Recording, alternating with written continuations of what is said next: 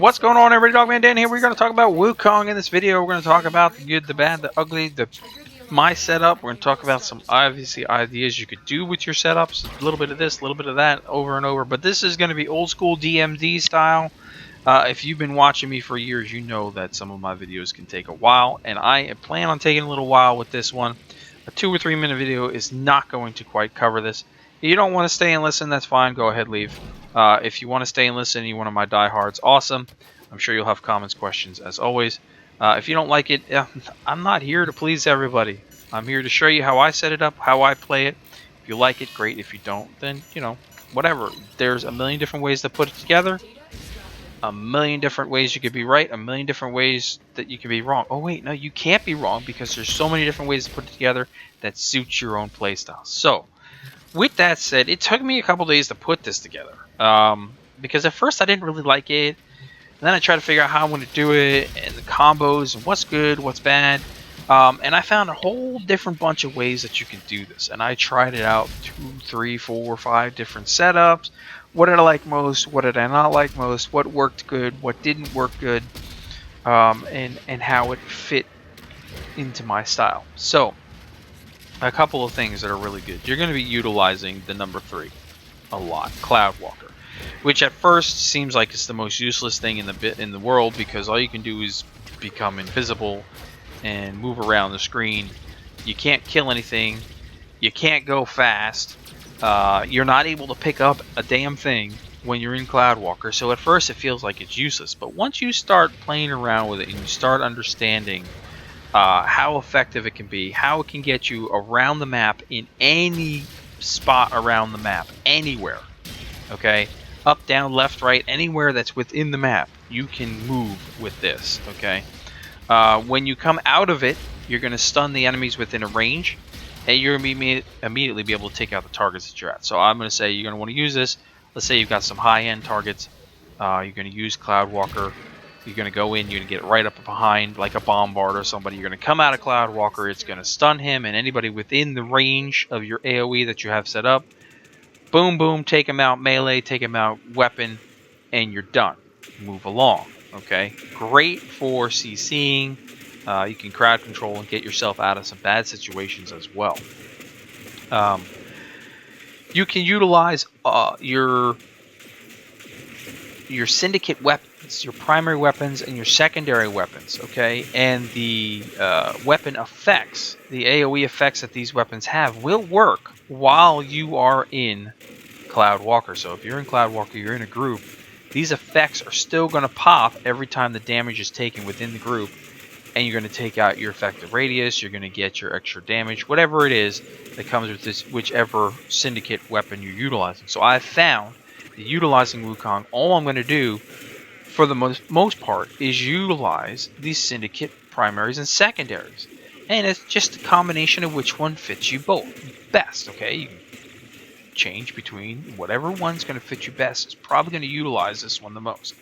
I'm using the Vacor Marelock Vacor Heck combination because I really want that Justice AoE, which is going to give me the 1000 blast damage. It's going to stagger my enemies within a 25 meter radius.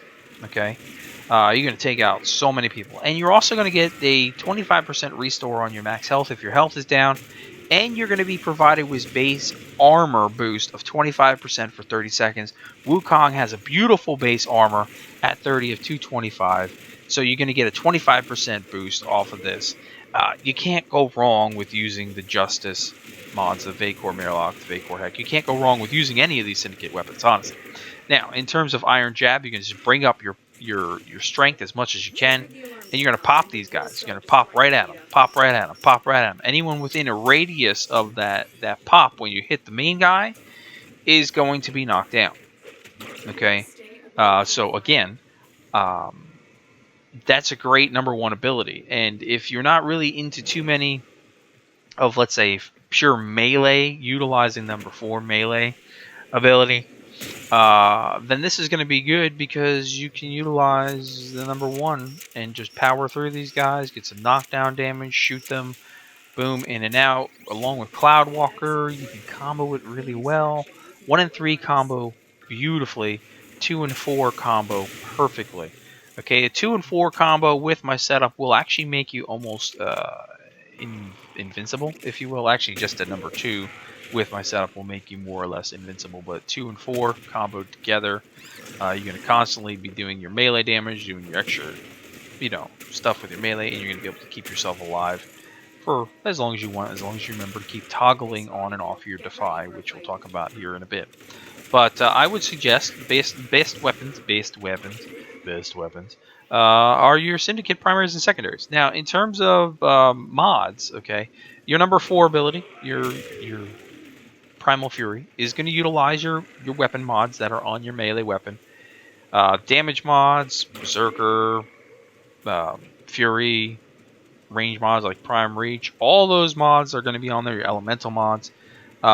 It won't utilize your specialty mods that are in your syndicates. Okay, so if you've got the Justice Blade mod, or you got any of those specialty syndicate mods when it comes to the melee weapon, it won't be calculated in the melee damage, but everything else will be.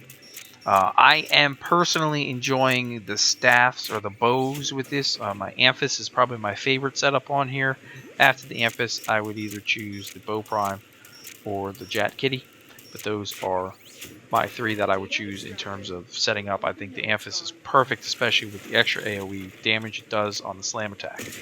So, with that, I mean, that's it. There's a million ways to put this together. Beautiful frame for almost anything. Solo, definitely. You can even team base this if you know what you're doing, especially if you're utilizing the Cloud Walker. Teammate goes down, Cloud Walk, get over to him. Come out of Cloud Walk, you're going to stun everybody. Pop, pop, pop, pop, pop. Pick up your buddy and move along.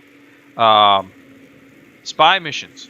Unbelievably easy with Wukong.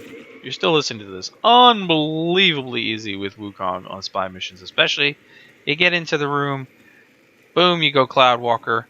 You can't go through lasers in Cloud Walker, but nobody can see you anyway, so you just take your time. Alright, anyway, let's get over to the setups and see how everything works from there. Okay, so now let's just go ahead and take a look through my setup and the abilities where they stand, and then I'll show you a couple different things you can do. Because again, as I said, there's a million ways to put this bad boy together. So, we're going to go to upgrades, CQC style if you will, close up and personal, for anyone that's interested, and that's just the way that I play. Okay, so I'm going to utilize Steel Charge. It's going to give me the most points, 1. And since the majority of the time we'll want the melee damage, especially when we're using Iron Jab and when we're using Primal Fury, it's going to be good to have in there. Okay, so I'm going to bring up Blind Rage, and Blind Rage is going to increase obviously my power strength, helping out on my number 1 and number 4. But it's going to decrease my efficiency, so I'm going to use a max fleeting expertise, which is going to give me the 60%, so it's going to bonus an extra 20% efficiency. Not the best in terms of efficiency, but it's okay. We're going to lose duration, so here I'm going to utilize the primed continuity with a narrow-minded. It's not maxed, because I don't want to lose all my range, but I'm going to utilize this, and with the negative 60%, I'm going to have 171% duration, which is more than enough.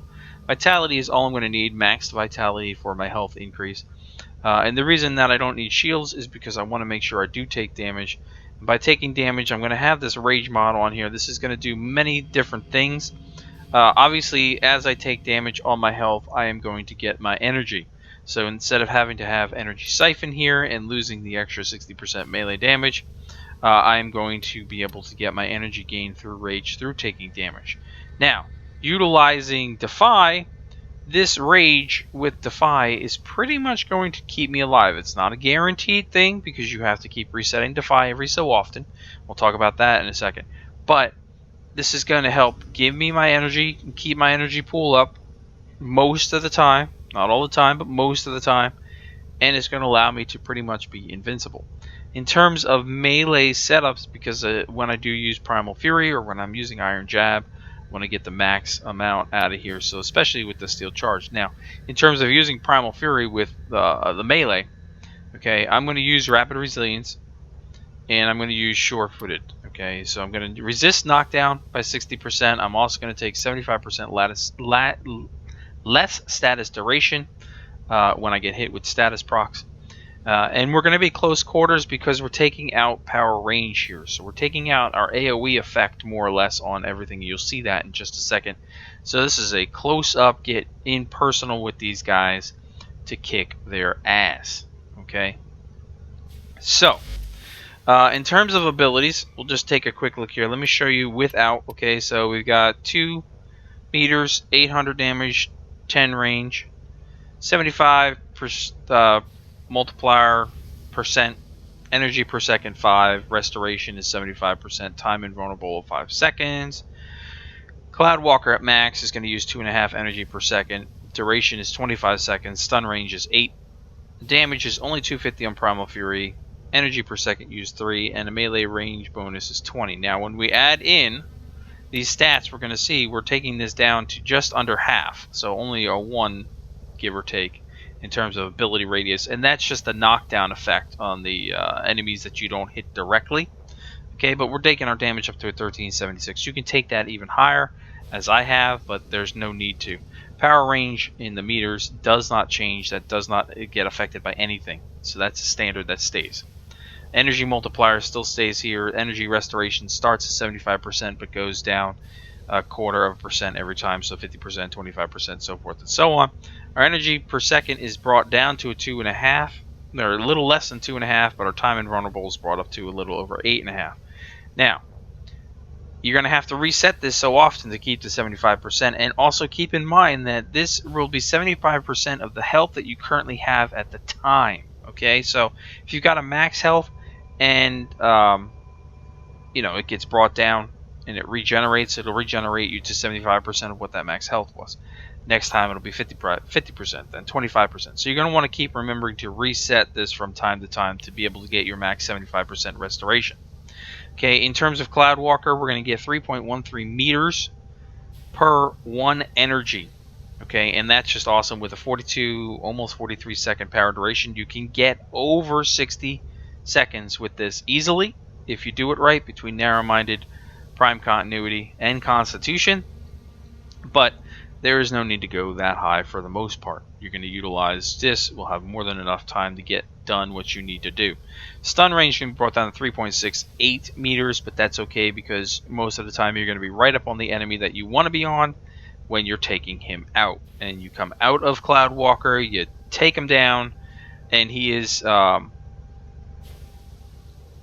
he's stunned and eligible for melee finisher bonuses. So just keep that in mind. If you're using the melee, any melee weapon, you can do some finishing bonuses with him if you're properly equipped. Primal Fury damages up to 430 on the base, plus your melee mods like your damage mods, your element mods, all those basic mods are included. Life Strike, Berserker, Fury, that stuff is also going to go into here. That can be utilized as well, but your specialty mods that come from the syndicates that go on the weapons will not be utilized, so just keep that in mind. And I'm only using 1.4 energy per second, so I brought it down. And our melee range is down by half to 9.2, but that's just a bonus range. And the bonus range on the innate is pretty stupid, honestly, at this point. So overall, I'm able to utilize everything that I want. I'm going to be using Cloudwalker for the majority of my stuff. And I'm going to come out of Cloudwalker, either drop an Iron Jab, or I'm going to hit them with my weapon or my melee for the finishers. When I'm running just pure Primal Fury, I'm also going to have Defy active at all times, and resetting Defy constantly when I need to, based off of energy or based off of restoration values. And that's going to pretty much give me an invincible setup anywhere I go. Not saying you can't die, but it's going to be more or less invincible. Okay? Now, with that said, if you're still paying attention, we'll come over here to the B build configuration for a minute. There's a few different things you can do. Obviously, with the V slots, if you aren't going to be totally into melee with him, and you can do this entirely without melee, then you're going to want to probably use that rifle lamp. Okay, it's not going to give you, it's going to take 4 points less, but it's still going to give you extra bonus damage with the rifle, and this will work out really good, especially if you're using Iron Jab and Cloudwalker. If you don't care about the well, you can use Defy too, but if you don't really care about being melee, I would say rifle lamp it, or even change this to something else to your preference. But this will allow you to use the Iron Jab, and this will allow you to use the Cloud Walker, which is probably going to be the most effective ability out of anything to get you anywhere you need to go. Okay. In terms of Exilus slots, now I put on the D slot in here, so this means I'm going to limit it to sure-footed, which is awesome, shock absorbers, which is pretty awesome, and a couple of these specialties like Ice Spring in here I can utilize. Retribution will be working out really well, especially if you're running melee. This will work in here as well. Okay, but my top two that I'm going to utilize, obviously short footage, which is going to give me these 60% damage or resistance to knockdown. That includes going through lasers. That includes enemies trying to hit you and pull you towards them. Okay, or shock absorbers. If I go down, I'm going to take 20% less damage, or have damage resistance on the knockdown, which can be good as well. I know other people use handspring, and that's fine too. You can use the handspring to retro yourself back up, but 60% to me, resisting the knockdown is better than being knocked down and having to get back up. But that's just my personal choice. Okay, in terms of other things, like I said, now he's really high with his armor value, so you could put armor on here if you wanted to use armor. If you wanted to tank him up really hard, you can. Where are you? You can see his armor can get up pretty high, and you can tank him pretty easily with that as well, if you wanted to. Okay, so just keep that in mind, depending upon how you set that up. Okay, I mean, you can utilize vigor with vitality even if you wanted to get a little higher health pool, but it's going to bring up your shields, and if you're using the config that I'm setting up, you're not going to want to really raise your shields up, so you're going to want to go without your shields. Those are just some other ideas. Of course, you could use like transient fortitude along with where are you, say an intensify to get you 100 your strength up minus your duration. Okay, and then you'd have to just cover your duration loss, which easily you can cover your duration loss because there's not much there, but then you're not going to have you're not going to be able to use, like, say, fleeting expertise to cover that. So you can see there's a lot of different ways that you can do it, but I mean,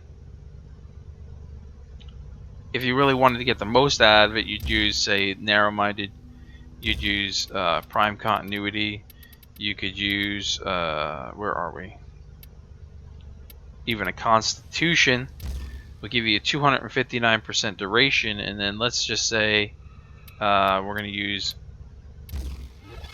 blind race here and fleeting expertise. Where are you? Because you're going to lose duration. You're going to have 199% duration there, just overly insane. You don't need that, but I mean, honestly, there's just tons of different ways to put this together depending upon how you want to use it.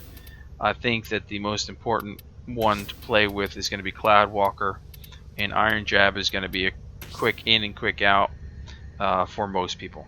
Anyway, I hope you liked this. If you have any comments, questions, please do feel free to leave them below. Otherwise, I'll catch you guys in the next episodes. Thanks for watching as always, and we'll see you soon.